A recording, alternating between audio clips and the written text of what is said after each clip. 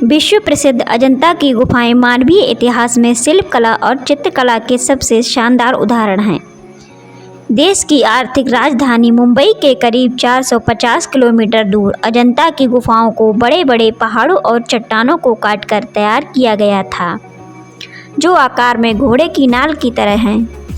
सह्याद्री पर्वतमाला में बनी यह गुफाएं औरंगाबाद के पास बघौरा नदी के पास स्थित, यहीं से कुछ दूरी पर अजंता नाम का एक गांव बसा है और इसी के आधार पर अजंता की गुफाओं का नामकरण किया गया है। तो दोस्तों, कैसे हैं आप सब? स्वागत है आपका मेरी आज की न्यू वीडियो में। अगर आपको हमारी यह वीडियो पसंद आती है तो हमारे चैनल को सब्सक्राइब करें और वीडियो को लाइक करें। चलिए वीडियो शुरू करते हैं। अजंता की गुफाओं की संख्या 29 है। यहाँ की दीवारों और छतों पर भगवान बुद्ध से जुड़ी विभिन्न घटनाओं को बखूबी दिखाया गया है। यहाँ दो तरह की गुफाएं हैं, विहार और चैत्यगृह। विहार की संख्या 25 है तो चैत्यगृहों की संख्या 4 है और एक विहार का इस्तेमाल बौद्ध रहने के लिए करते थे तो चैत्यगृह का इस्तेमाल ध्यान स्थल के रूप में किया जाता था। इन गुफाओं के अंत में स्तूप बने हैं जो भगवान बुद्ध का प्रतीक हैं।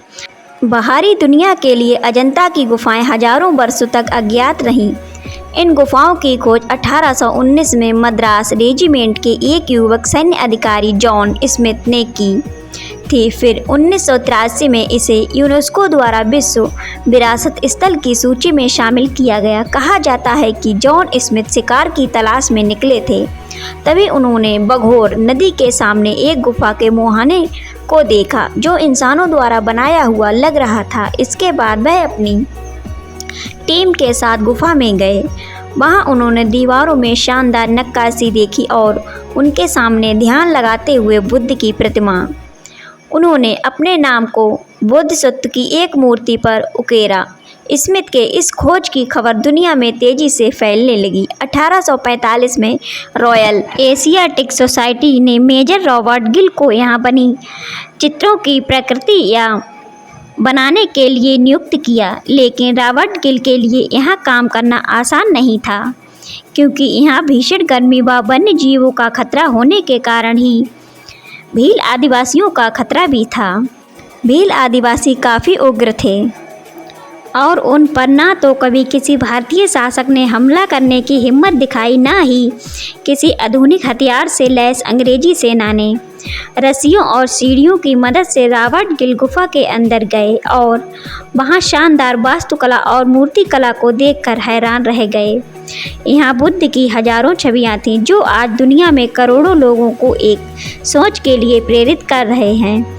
ग्रीक कलाओं से समानता यहाँ बुद्ध की छवियों के अलावा कई जानवरों, आभूषणों, गहना पहने वो भी दर्शाया गया था। इनमें ग्रीक कलाओं की तरह समानताएं नजर आ रही थीं, जिसे महज संयोग नहीं कहा जा सकता। यह बात इस ओर इशारा करती है कि हमारी यूनानी संस्कृति का विस्तार करीब 400 ईसा पूर्व सिकंदर महान के दौरान हो गया था। इन गुफाओं की ऊंचाई 76 मीटर तक है। यह गुफाएं जातक कथाओं के जरिए भगवान बुद्ध के जीवन को दर्शाती हैं। इन गुफाओं को प्रमुख वाकाटक राजा हरिसेन के संरक्षण में बौद्ध भिक्षुओं द्वारा ही बनाया गया था। इतना ही नहीं, यहाँ चंद्रगुप्त द्वितीय के शासनकाल के दौरान भारत आए चीनी बौद्ध यात्री फायान और सम्राट हर्षवर्धन के द्वारा आए नसोंग की जानकारी भी मिलती है। अजंता की गुफाओं में एक भाग में बौद्ध धर्म के हीनयान की झलक देखने के लिए मिलती है तो दूसरे में महायान संप्रदाय की। ज़्यादातर गुफाओं में ध्यान लगाने के लिए कमरों के आकार अलग अलग हैं, जिसमें साफ है कि यह कमरे महत्व और आधार पर बनाए गए थे। यहाँ छवियों को बनाने के लिए प्रेक्षकों और टेम्परों द्वारा विधियों का इस्तेमाल किया गया है। इन तस्वीरों को बनाने से पहले दीवारों को रगड़ रगड़ कर साफ किया जाता था, फिर चावल के माइट, गोंद, पत्तियों और कुछ अन्य रसायनों का लेप चढ़ाया जाता था। सदियों बाद भी इन गुफाओं के चित्र चमक रहे हैं। वहीं इससे करीब 100 किलोमीटर दूर एलोरा की गुफाएं। यहाँ कुल मिलाकर 34 गुफाएं हैं, जिनमें 17 ब्राह्मण, 12 बौद्ध और 5 जैन धर्म से संबंधित हैं।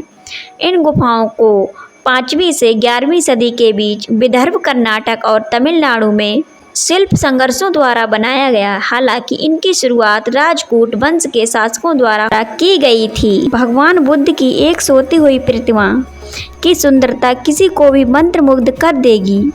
सच में अजंता की गुफाएं सदियों से निर्वाण का प्रवेश द्वार बनी हुई हैं।